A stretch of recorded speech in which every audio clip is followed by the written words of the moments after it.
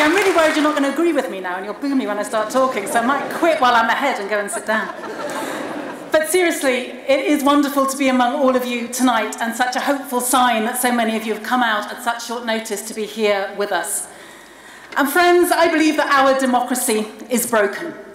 How else to explain the depth of the divisions which scar our country and which were revealed in all their visceral rawness by this bleak and bitter referendum result? A campaign that has shown as well that the divisions within parties are as large as the divisions between them. And that's why I believe that if we are to heal both our country and our democracy, then we urgently need to build a progressive alliance for electoral reform.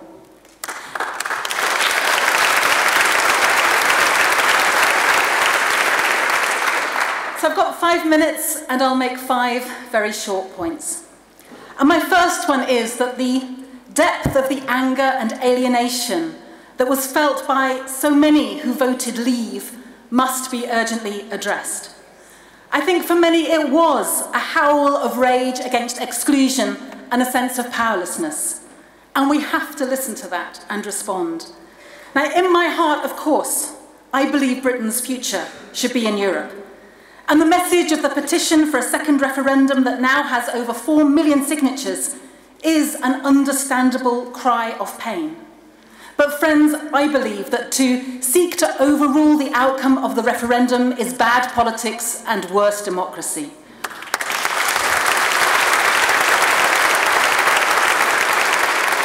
What better way to reinforce the belief that the metropolitan elites care nothing for the views of predominantly working class people in disconnected communities than to seek to ignore their views and overturn the result? So instead, one of the priorities must be to ensure that their voices are heard, not just at the referendum, but year-round. And a crucial way of doing that is to crack open the current political system that encourages the main parties to listen almost exclusively to the swing voters in marginal constituencies and to care very little for the views of everyone else.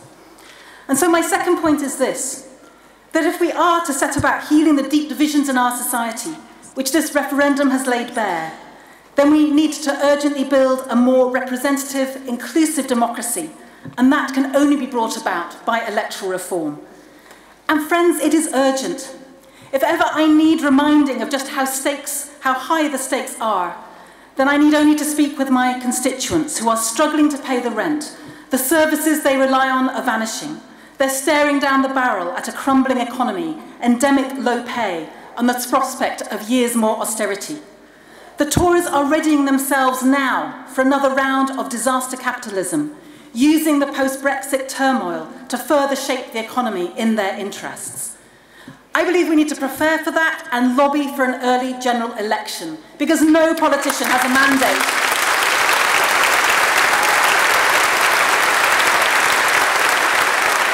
No politician has a mandate right now to design a specific Brexit negotiation stance and to prevent the formulation of a Tory UKIP government that would enact an ultra-right Brexit scenario. I believe that there should be a pre-election pact between Labour, Greens, Lib Dems and Plaid, and that the glue holding together such a pact would indeed be a commitment to proportional representation.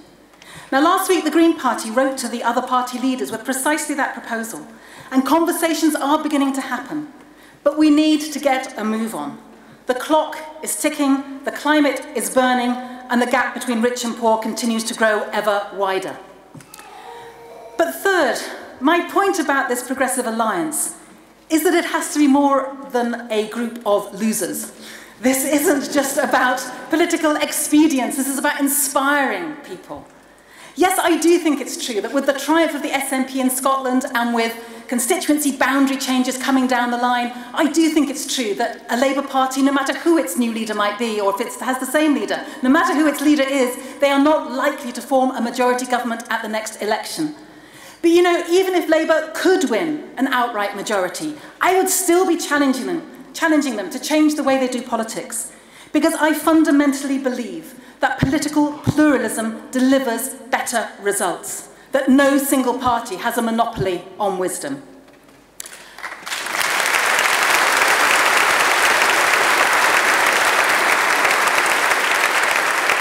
believe that speaking to different constituencies about a shared agenda of social, environmental and democratic reform, united in a commitment to create a fairer, more sustainable Britain, to rebuild our democracy and safeguard our public sector, I believe that would have an attractive force and political reach which no one party alone could have today.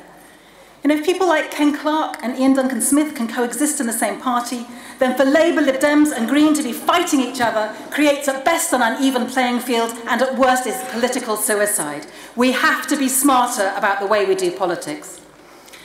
And our current two-party system dramatically underrepresents the smaller parties.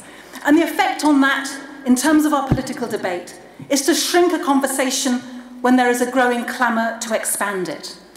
In an era where people have a choice of at least half a dozen realistic parties, we either seek consensus across party lines where there is broad philosophical agreement, or we ignore the views of many committed citizens and as a result, frankly, face the prospect, the chilling prospect, of a Tory or UKIP rule for a generation and more, with all of the social and environmental destruction that that would bring.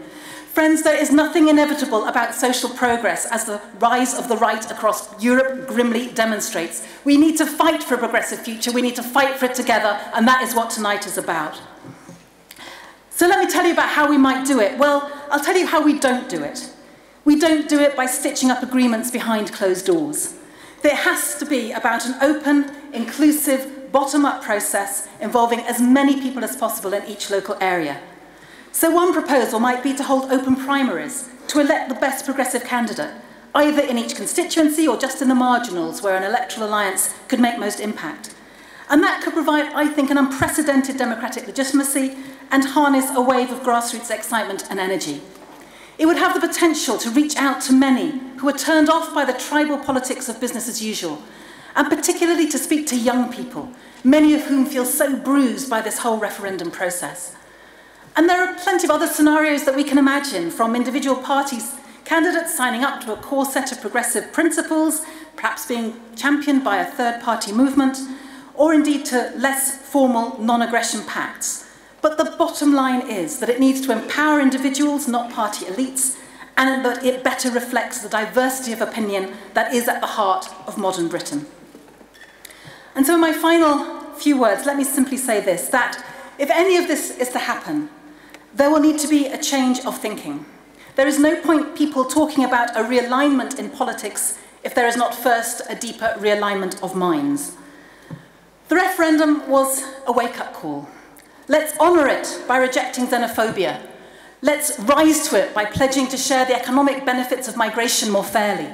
Let's respond to it by working to deliver real power to the people with a voting system that enables their voices genuinely to be heard. Now is not the time for a narrative that says you're either for us or against us. Now is the time for action and not just talking. So I hope tonight that we might get a firm commitment from Clive and Vince to do all they can to get their party leaders on board. And I want to call on each and every one of you here to play your part too. If you're a member of a political party, then tell your party leader you want to harness the power of working together. Tell your friends and families the same thing. Commit to being a groundswell that makes this happen, and to talking to everybody in the community about that, not just those who supported the Remain vote. It won't have escaped your notice that at Westminster right now we are gripped by leadership battles.